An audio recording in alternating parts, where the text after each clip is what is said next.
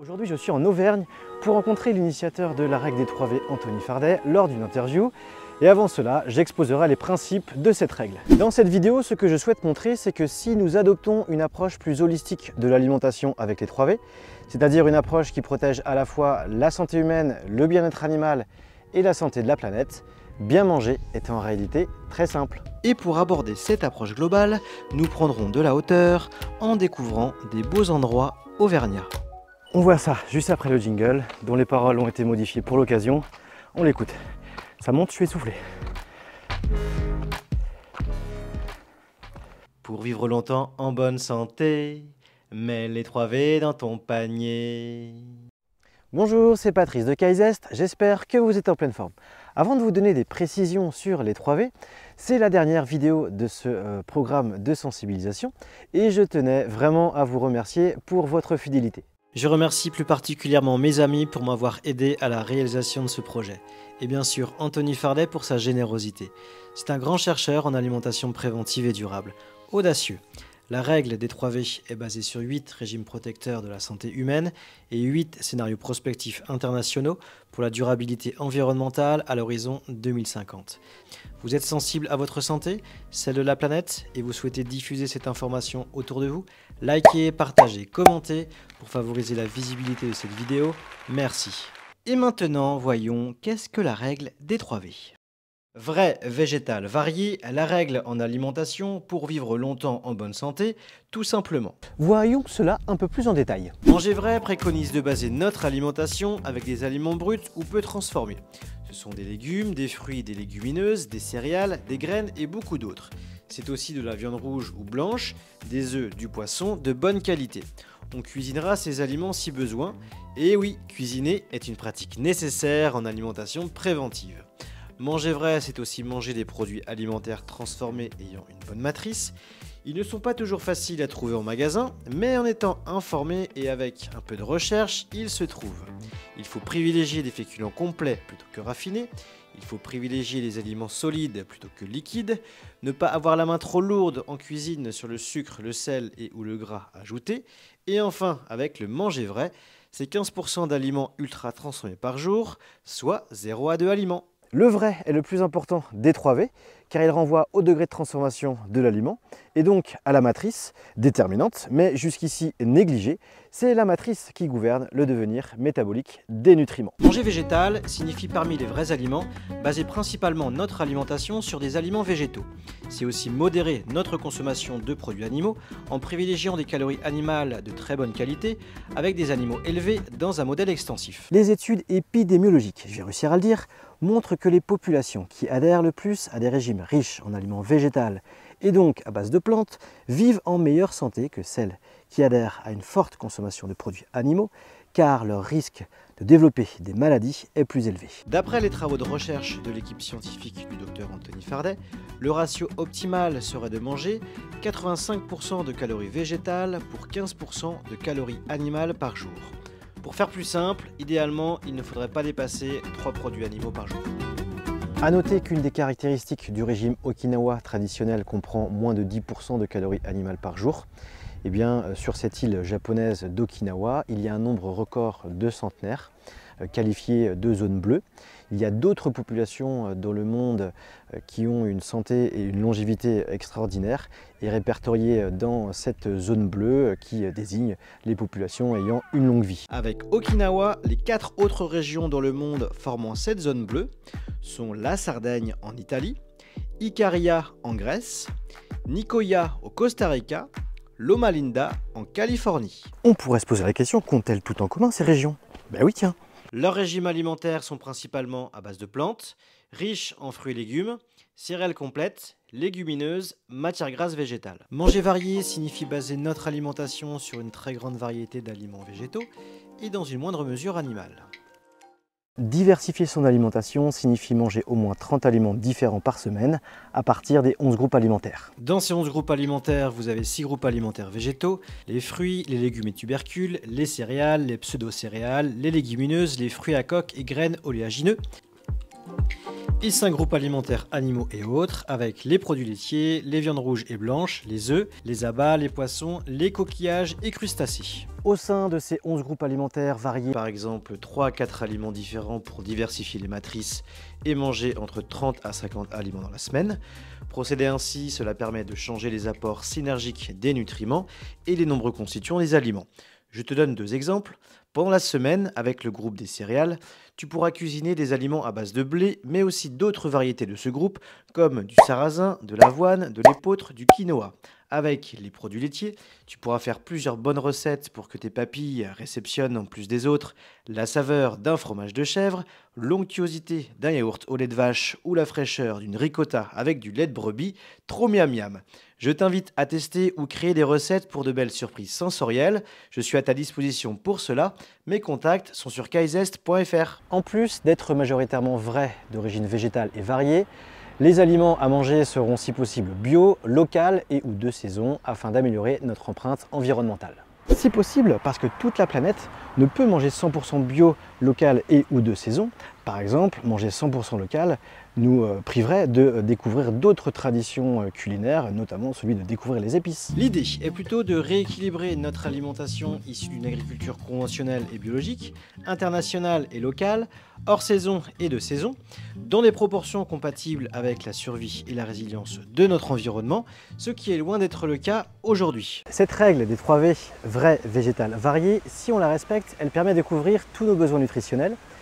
Et on peut de cette façon bien manger pour rester en bonne santé sans forcément avoir de grandes connaissances en nutrition. Les 3V est déclinable selon les régions du globe, c'est-à-dire que l'on peut imaginer un concept de régionalisation des régimes alimentaires sains et durables en respectant les conditions pédoclimatiques, agronomiques ou les traditions culinaires. Et donc on peut imaginer un 3V auvergnat, breton ou alsacien. La science montre que le régime protecteur universel est un régime riche en aliments normalement transformés, donc vrais, à base de plantes, donc végétales, et avec une diversification alimentaire, tout simplement. Voyons maintenant les meilleurs extraits de l'interview avec Anthony Fardet. Donc déjà, je voulais savoir, est-ce que tu peux te présenter et donner la définition de l'alimentation préventive, durable et holistique? Je te donne le micro si tu veux. Donc je suis chercheur, auteur et conférencier, chercheur dans un institut de recherche publique en alimentation préventive, durable et holistique. Ça fait 25 ans que je fais de la recherche à l'interface alimentation-santé et plus récemment santé globale, c'est-à-dire pas seulement humaine mais aussi l'environnement, les systèmes alimentaires. L'alimentation préventive, c'est tout bête, c'est de trouver des paramètres, des facteurs, des caractéristiques dans l'alimentation, de les découvrir et de les transmettre pour que les gens vivent longtemps en bonne santé. C'est ça le préventif, c'est que les gens vivent le plus longtemps en bonne santé. Or aujourd'hui, l'espérance de vie en bonne santé est quand même assez faible, elle est de 64 ans. Donc pour faire simple, jusqu'à la retraite, si on prend la population française totale, on est en bonne santé. De la retraite à notre décès, c'est-à-dire cette fois-ci l'espérance de vie théorique, on est malade chronique. Donc l'enjeu, c'est d'augmenter l'espérance de vie en bonne santé. Et on peut aller largement au-delà de 70 ans. Des pays européens y ont réussi. Ensuite, durable, il ne suffit pas de manger bon pour sa santé, mais il faut que ce soit compatible avec la protection de l'environnement, la nature, les systèmes alimentaires. Et on pourrait aussi ajouter la biodiversité, le bien-être animal.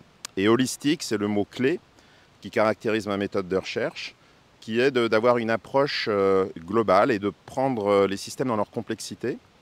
Donc, on a revisité toute la chaîne agroalimentaire avec ce logiciel holistique, donc qui vient du grec holos, qui veut dire entier. On retrouve la racine dans hologramme, une image dans sa complexité. Et donc, en revisitant toute la chaîne agroalimentaire, avec cette nouvelle approche de recherche très empirique, très intuitive, on a élaboré plein d'outils et de concepts nouveaux, comme la règle des 3V. On a développé un scoring alimentaire holistique, comme l'indice SIGA. J'ai remis un petit peu au goût du jour l'effet matrice des aliments, qui est le plus important pour la santé, non pas la composition. Ce qui nous a amené à publier un article où on essaye de démontrer on démontre que les maladies chroniques dans le monde sont d'abord liées à l'effet matrice dégradé et non pas à la composition. Donc ça fait partie de quelques-uns des concepts qu'on a développés et qui pour nous sont très importants parce qu'ils sont faciles d'appropriation par la société, par tout un chacun. Et ce sont des outils qu'on peut activer qui que l'on pense très efficace pour protéger l'environnement et notre santé. En combien de temps as-tu développé les 3V et comment tu t'y es pris? Alors, les 3V ont été élaborés fin 2016, publiés pour la première fois en 2017. Donc ça fait 6 ans aujourd'hui, 6-7 ans. En fait, on se demandait comment caractériser la relation alimentation-santé globale, humaine et planétaire, de manière simple. On connaissait 2 dimensions, le ratio produits animaux sur végétaux qui était connu. On savait que de consommer trop de produits animaux, notamment de viande bovine et de viande rouge, n'était ni bon pour la planète, pour les gaz à effet de serre notamment, et la santé, notamment la viande rouge et transformée. On connaissait une deuxième dimension qui était la diversité alimentaire, donc variée, c'est-à-dire il est important de manger suffisamment varié pour apporter tous les micronutriments et les nutriments protecteurs à l'organisme. Et puis en 2013-2014, on est tombé sur la classification brésilienne Nova des aliments en fonction du degré de transformation. Et là, ça a fait tilt parce que en fait, c'était le chaînon manquant pour caractériser la relation alimentation santé globale. Je m'explique. Par exemple, si on dit s'il n'y a pas la dimension du degré de transformation, qui est la troisième, bien, si on dit aux gens de végétaliser, mais qui végétalisent avec des aliments ultra transformés végétaux, ça n'est ni meilleur pour la santé, ni pour les systèmes alimentaires. Donc on voit bien qu'il manquait une dimension, un chaînon manquant. Et donc quand j'ai découvert cette nouvelle classification, ça a été la pièce du puzzle qui nous manquait. Et là c'est une intuition. On a compris qu'il fallait ces 3 dimensions et qu'il n'y en avait ni 4 ni 2, mais bien 3. Et que quand il manquait une dimension, ça ne marchait plus pour protéger l'environnement, les systèmes alimentaires, la biodiversité et la santé humaine. On a découvert ensuite une hiérarchie plus tardivement, fin 2021, qu'on a publiée en 2022. Donc c'est bien dans l'ordre vrai, végétal, varié. C'est-à-dire que tant que vous n'avez pas séparé les vrais des faux aliments, eh bien, de végétaliser et de varier n'a pas de sens. Parce que vous pouvez végétaliser et varier avec des ultra transformés, ce qui est une fausse variété, une mauvaise végétalisation. Donc c'est bien le vrai qui est le plus important. Et ensuite, à l'échelle du régime, on végétalise et on varie. Donc par exemple, si au lieu de faire vrai, végétal, varié, vous faites ultra transformé, végétal, varié, ça ne marche pas, ni pour la santé, ni pour les systèmes alimentaires.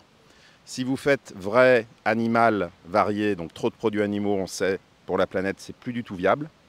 On mange beaucoup trop de calories animales par jour.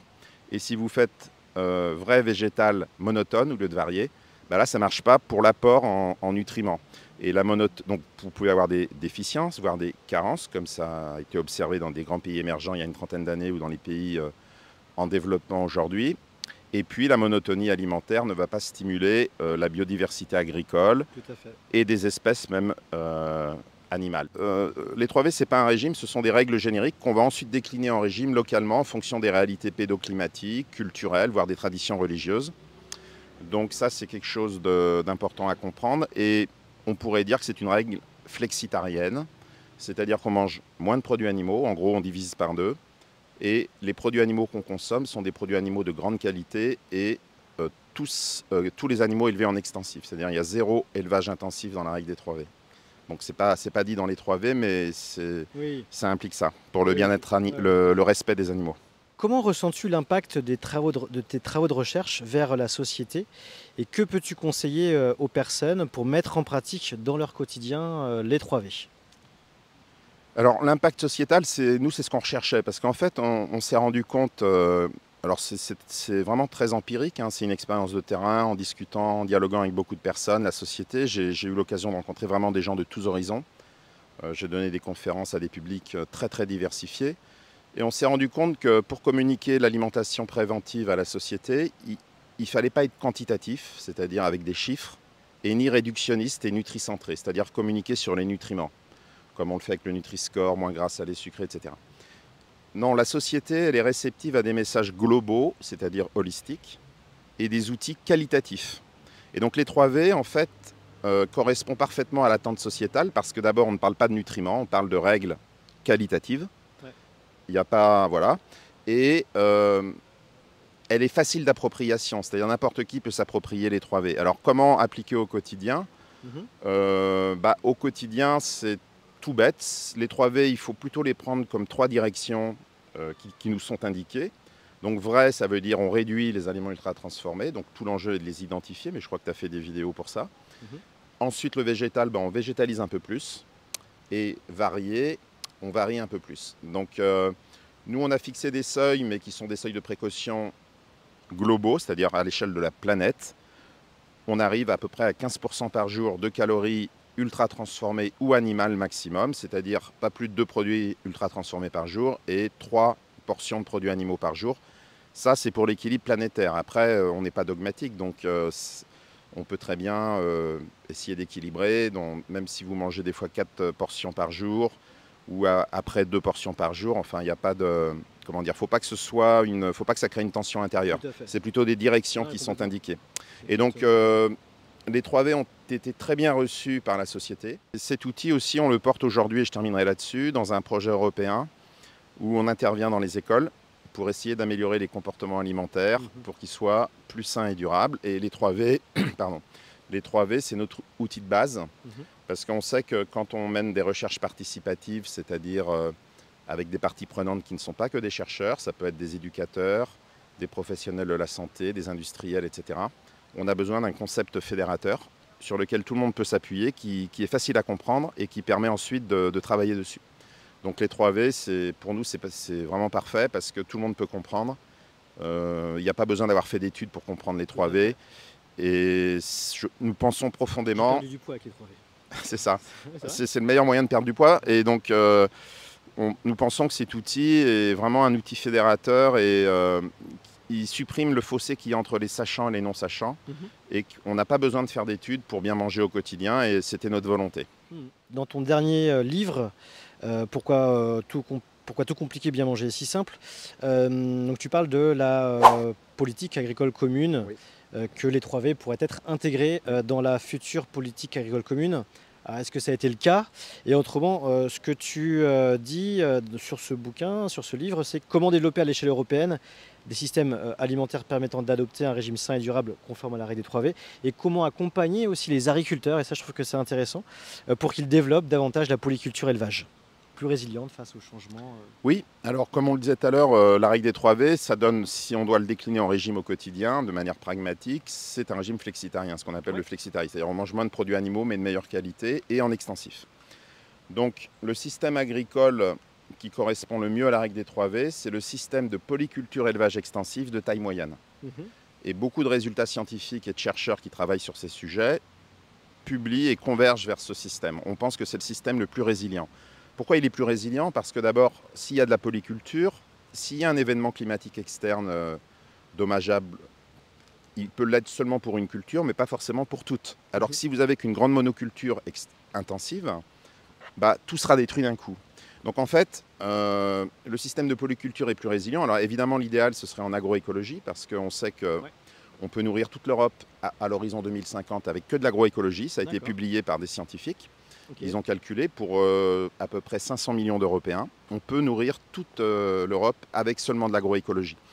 Donc voilà, donc en fait, pour l'avenir, le meilleur système agricole qui devrait être soutenu, subventionné, encouragé par la PAC, c'est la polyculture élevage extensif de taille moyenne en agroécologie.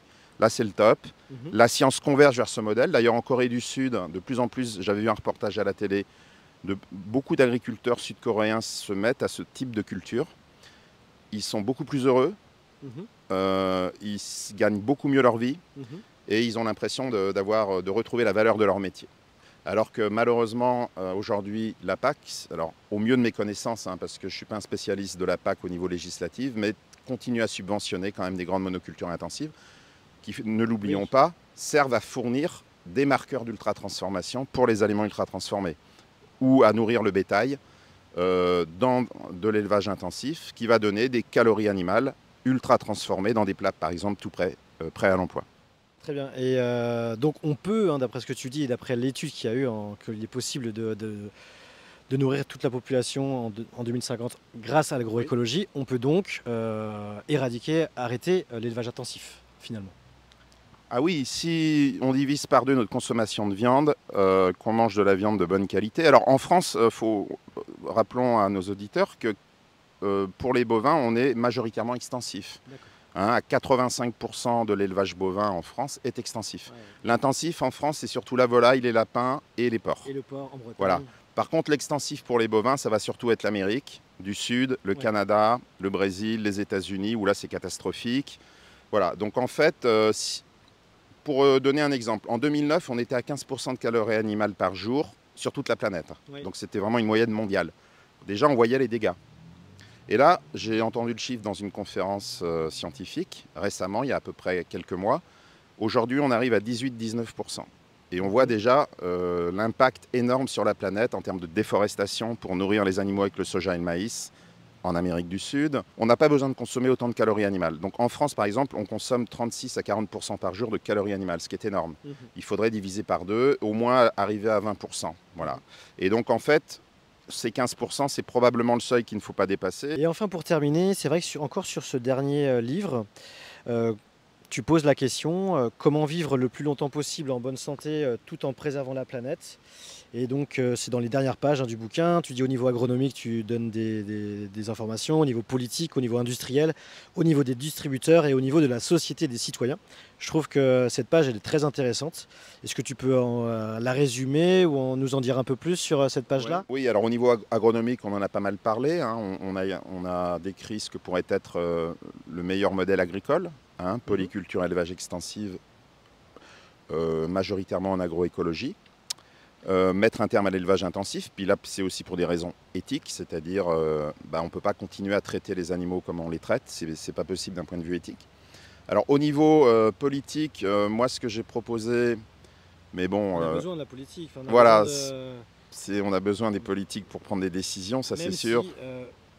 Les citoyens sont aussi très importants, mais on a besoin aussi de tout le monde. On a besoin de tout le monde peut jouer son rôle. Alors, ce qui serait bien, alors il y a déjà une taxe soda qui va être augmentée bientôt.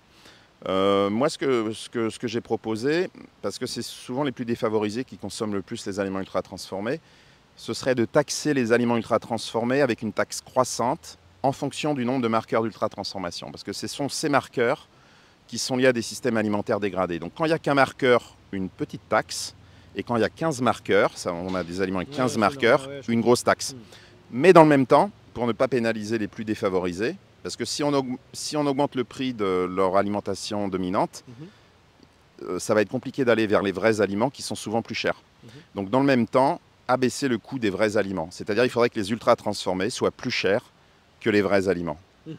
Je pense aussi qu'il faudrait rendre obligatoire, on a suffisamment d'évidence scientifique aujourd'hui, un logo ultra transformé sur les aliments en rayon pour que les gens sachent si l'aliment est ultra transformé ou pas. Alors peut-être faudrait réfléchir, c'est ce qu'on avait fait avec SIGA, à une couleur différente s'il n'y a qu'un marqueur d'ultra transformation ou s'il y en a 15. Ça peut se discuter, mais on a les connaissances scientifiques pour le faire. Et puis pourquoi pas, oui, favoriser des bons de réduction chez les plus défavorisés pour l'achat d'aliments bruts ou peu transformés ou frais. Au niveau industriel, l'enjeu c'est pas de reformuler les aliments. Ce que font beaucoup les industriels, c'est-à-dire que l'aliment est ultra transformé, ils l'allègent en sucre, sel et gras, mais il reste ultra transformé. Et souvent, quand on l'allège en sucre, sel et gras, on compense par l'ajout de encore plus de marqueurs d'ultra transformation. Donc l'aliment allégé peut être encore finalement plus ultra transformé et tout aussi nocif. Et puis au niveau de la distribution, l'idée, alors là c'est très idéaliste, c'est souvent les ultra transformés, on les trouve à la caisse, à l'entrée, dans les promotions. Des produits qui se vendent en masse, bon marché. En fait, l'idée, ce serait de classer les aliments selon le degré de transformation en grande et moyenne surface. Donc, à l'entrée, les produits frais, bruts, ou peu transformés. Au milieu, les produits traditionnels et transformés, c'est-à-dire sans marqueur d'ultra transformation. Ça peut être des plats locaux, des producteurs locaux, etc. Des fromages traditionnels de la région, ou même des produits industriels qui ne sont pas ultra transformés, parce qu'il y en a beaucoup. Hein, par exemple, il y a des conserves qui ne sont pas ultra transformées, entre autres. Et puis, en fond de magasin, les ultra transformés, voilà, et qui soient le moins accessibles possible. Alors je pense aussi, pour continuer dans cette imagination intéressante, c'est au niveau des fruits et légumes, les classer selon les saisons, hors saison, les lieux aussi, les endroits au niveau local. Je trouve qu'on est un petit peu perdu en fait quand on arrive.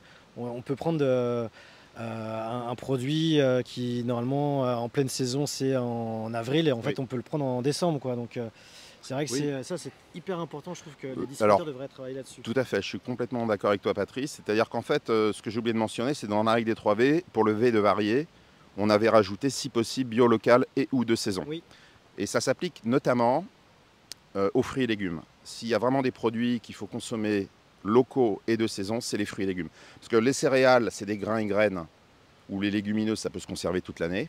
Donc même si ce n'est pas de saison, ça ne pose pas de problème.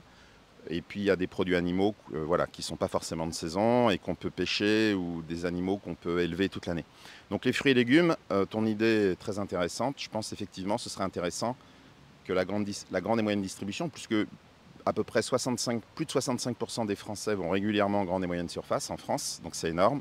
Donc c'est un grand pourvoyeur d'aliments à la population. Effectivement, dans l'idéal, ils devraient proposer notamment les fruits et légumes plutôt de saison. Voilà. Alors après, il existe aussi, il y a possibilité de congeler les légumes. Donc ça peut quand même s'envisager, de faire des conserves aussi pour les conserver toute l'année. Mais en ce qui concerne les frais, c'est-à-dire non transformés, je pense que ton idée est très bonne. Et enfin pour finir, c'est au niveau de la société, au niveau du citoyen. Et je trouve que là c'est vraiment un des sujets, et mon sujet, de faire bouger les choses par les citoyens et par les choix alimentaires de chacun. Et à partir de nos choix, vraiment je pense que l'industriel peut s'adapter, et même les politiques aussi peuvent s'adapter. Donc on a vraiment un grand rôle à jouer au niveau de nous, au niveau de nos choix alimentaires. Oui, en fait on peut agir à 3 niveaux. On peut agir par le haut, ce que j'appelle les bac plus 5 ou bac plus 8, c'est-à-dire les politiques, les industriels et les chercheurs académiques. Ça, c'est ce que j'appelle le haut, entre guillemets. Hein. Ce n'est pas discriminant pour les autres catégories, mais c'est souvent eux qui aujourd'hui ont un pouvoir décisionnel sur notre alimentation, sur les lois, comme le Nutri-Score ou comme les recommandations au niveau national. C'est compliqué parce qu'il y a beaucoup d'intérêts personnels, d'intérêts privés cachés, de conflits d'intérêts. Donc c'est très compliqué de faire bouger les lignes à ce niveau-là. Ensuite, on peut agir de manière horizontale au niveau de la société. Donc c'est ce qu'on peut faire à travers la sensibilisation, la formation, parler de la règle des 3V, écrire des bouquins. La prévention aussi. La prévention. Et puis, ce que j'appelle par le bas, mais ce n'est pas péjoratif, c'est ce que j'appelle l'éducation. Oui. Et donc je pense que la voie royale à long terme et la plus durable, c'est vraiment l'éducation à l'alimentation préventive et holistique. Parce que les enfants, on a testé dans les écoles, hein, on travaille dans les écoles depuis maintenant 1 an. On voit que les enfants sont très réceptifs à une éducation à l'alimentation qui est qualitative, holistique et transversale et participative. C'est-à-dire on les rend acteurs de la réflexion. On ne leur balance pas des connaissances sur les nutriments réductionnistes comme s'ils étaient des réservoirs à remplir. Mais on mobilise leur propre expérience à la maison et on essaye, en lançant des phrases d'accroche, des jeux, on les fait participer de manière horizontale. Et ça marche très bien, quand ça s'arrête, ils sont déçus, ils ont envie de continuer. Par exemple, on a fait un jeu où on leur demande de classer un même aliment selon le degré de transformation, ce qu'on appelle les pyramides technologiques. Donc par exemple, on prend une pomme de terre, on met une petite pomme de terre, un petit magnet aimanté, une pomme de terre brute, purée maison et chips industriels. Et on leur demande de classer la pomme de terre de la moins à la plus transformée. Voilà, et donc en fait, on est l'aliment non transformé, normalement transformé pour la purée maison et ultra transformé avec la chips industrielle. Et en fait, ça marche très bien. Les enfants se trompent que très rarement. Donc intuitivement, de manière très empirique, ils comprennent très vite ce que c'est qu'un aliment ultra transformé. Donc ça, c'est intéressant. Voilà, je pense que c'est comme ça il va falloir faire une éducation et vraiment considérer les enfants comme un peu les stars, les mettre au centre et considérer qu'ils sont d'abord loin d'être bêtes et qu'ils comprennent en général très vite. Tout à fait. Écoute, on va terminer là-dessus, sur l'éducation. Tout à fait. En tout cas, Anthony, merci à toi. Je te souhaite une bonne continuation pour tous tes projets et pour continuer aussi ta mission pour améliorer la santé globale avec une alimentation simple en fait. Oui, en fait, c'est beaucoup de bon sens et puis c'est beaucoup d'approche empirique, c'est-à-dire observer et puis tout à fait. Tout simplement, en fait. Je crois que, comme on dit, il faut souvent revenir au bon sens en alimentation. Et je le répète, savoir bien manger, c'est comme savoir compter, lire et écrire. Ça doit être accessible à tout le monde. On ne devrait pas avoir besoin en préventif, parce que le curatif et la médecine, ça, c'est pas mon domaine. Là, on a vraiment besoin de spécialistes. Mais en préventif, pour rester en bonne santé, on ne devrait pas avoir besoin de bac plus 5 à bac plus 8 pour bien manger. Eh bien, on retourne à Rennes pour la conclusion de ce programme de sensibilisation. Me revoilà à Rennes quelques mois après ce voyage très sympathique en Auvergne et cette rencontre avec Anthony Fardet qui a eu lieu l'été dernier. Là aujourd'hui nous sommes en hiver et donc j'ai sorti le col roulé. Ce n'est plus du tout la même température. J'avais deux choses à vous dire avant de vous quitter. La première, eh bien, c'est que cette expérience vidéaste a été totalement nouvelle pour moi. Je n'y connaissais absolument rien en vidéo. Je me suis formé tout seul. Alors ça n'a pas toujours été simple puisque je ne suis pas geek à la base. Mais bon, en tout cas, j'ai fait mon mieux. J'ai essayé de faire du mieux que je pouvais et j'espère que ça vous a plu. J'espère également que ce programme te permettra, quel que soit ton âge, à t'éveiller, voire même t'engager vers une alimentation 3V qui est cohérente avec une bonne santé globale. Depuis ce projet, je porte beaucoup plus de valeur à l'alimentation où je cuisine beaucoup au quotidien ou alors je vais préparer mes plats à l'avance en m'organisant, ce qui n'était pas du tout le cas avant où j'ai plutôt tendance à manger industriel sur le pouce parce que je prenais pas le temps, parce que c'était une corvée, parce que j'avais la flemme ou toute autre raison qui m'évitait de faire la cuisine. Aujourd'hui, c'est différent et c'est différent aussi parce que je pense réellement que repenser son alimentation et lui apporter plus de valeur, eh bien ça permet d'être plus heureux, d'être en bonne santé et également de défendre une cause qui est importante, celle de défendre le vivant, de défendre sa propre existence. Donc prenez soin de vous avec l'alimentation, profitez de toutes ces sensorialités, concoctez-vous de belles recettes à savourer avec vos proches. Je vous laisse regarder l'autre vidéo importante de ce programme sur la matrice alimentaire et je vous dis à très bientôt.